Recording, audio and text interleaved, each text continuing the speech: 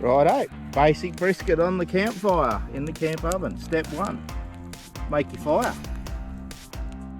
Step 2, get your brisket, put it in the camp oven,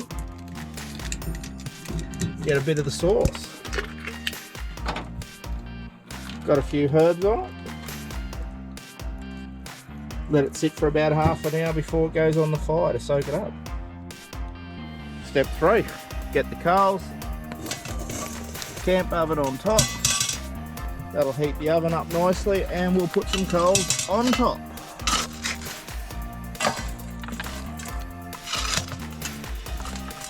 Kick back, have a beer or 3, and we'll see how we go.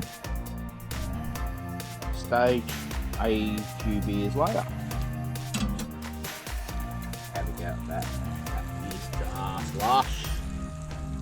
The next stage is on the plate and us eating it.